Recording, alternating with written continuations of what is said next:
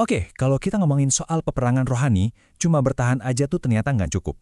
Kita juga perlu tahu gimana caranya menyerang.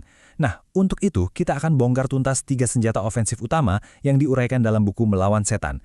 Tujuannya agar kita bisa beralih dari sekedar menangkis serangan jadi lebih proaktif dalam pertempuran iman kita. Kita mulai dari sebuah kisah nyata yang, jujur aja, brutal banget. Penulisnya diikat dan diancam pakai pisau. Ini bukan lagi sekedar teori, ini pertarungan hidup dan mati. Kisah ini jadi pengingat yang keras banget bahwa musuh kita itu nyata dan serangannya bisa terasa sangat-sangat pribadi. Tapi, nah ini dia masalahnya.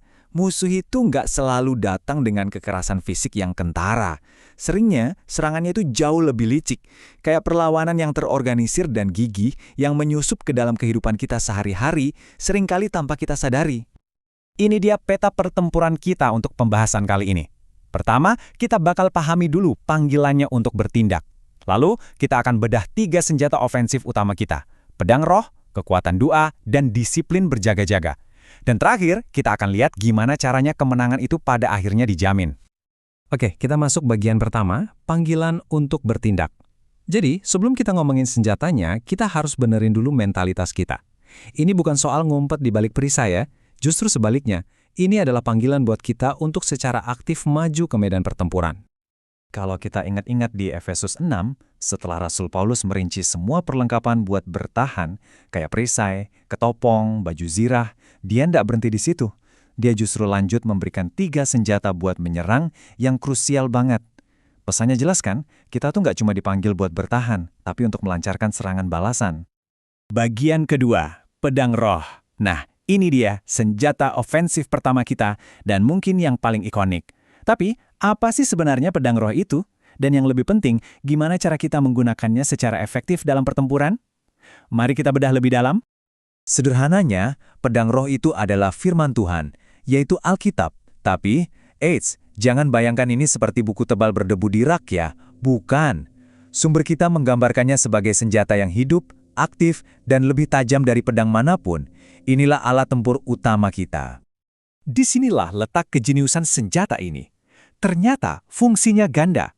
Secara defensif, kita pakai untuk menangkis serangan dusta, persis seperti yang Yesus lakukan saat dicobai. Tapi secara ofensif, kita memakainya untuk maju, memukul mundur kegelapan dengan memproklamasikan kebenaran. Ilustrasi ini ngegambarin kekuatan serangan itu dengan sempurna. Dalam alegori klasik, perjalanan seorang musafir, ketika si pahlawan Kristian akhirnya menghunus pedangnya, yaitu firman Tuhan, musuhnya yang mengerikan, si Apollyon, nggak punya pilihan lain selain lari tunggang langgang. Ini bukti kekuatan aktif dari firman. Lanjut ke bagian ketiga, doa sebagai benteng pertahanan. Sekarang kita beralih ke senjata kedua, dan yang satu ini oleh banyak orang dianggap sebagai yang terkuat di gudang senjata rohani kita. Doa itu bukan sekedar permohonan defensif, ia adalah kekuatan ofensif yang dahsyat.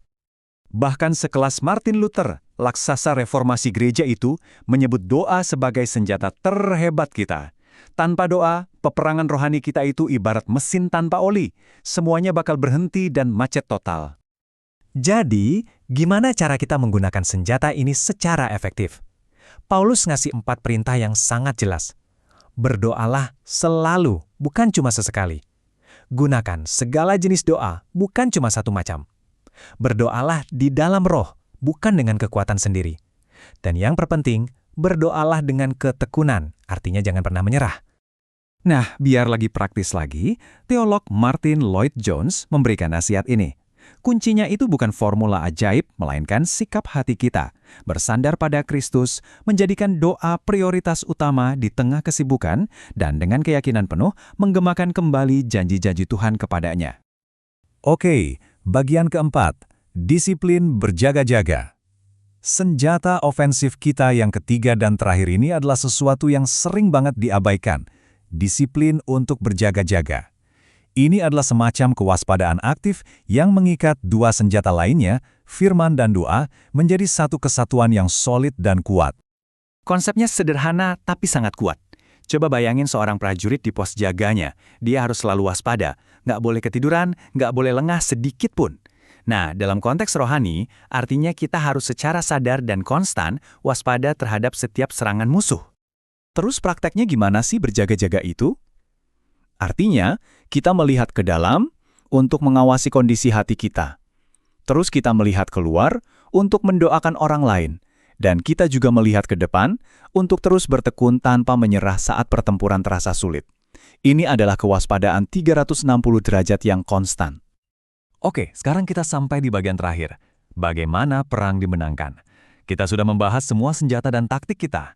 Tapi sekarang kita sampai pada kebenaran yang paling fundamental dan jujur aja paling membebaskan dari semuanya. Siapa yang pada akhirnya memenangkan perang ini?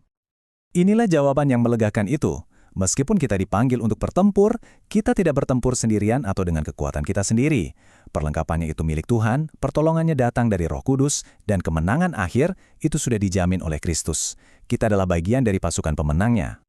Doa dari kaum Puritan yang indah ini merangkum inti dari semuanya dengan sempurna.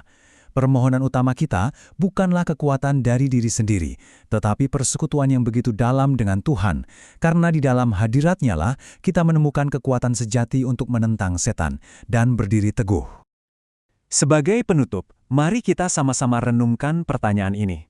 Dari semua yang telah kita bahas, apa satu langkah praktis yang bisa Anda ambil minggu ini untuk mulai berjaga-jaga?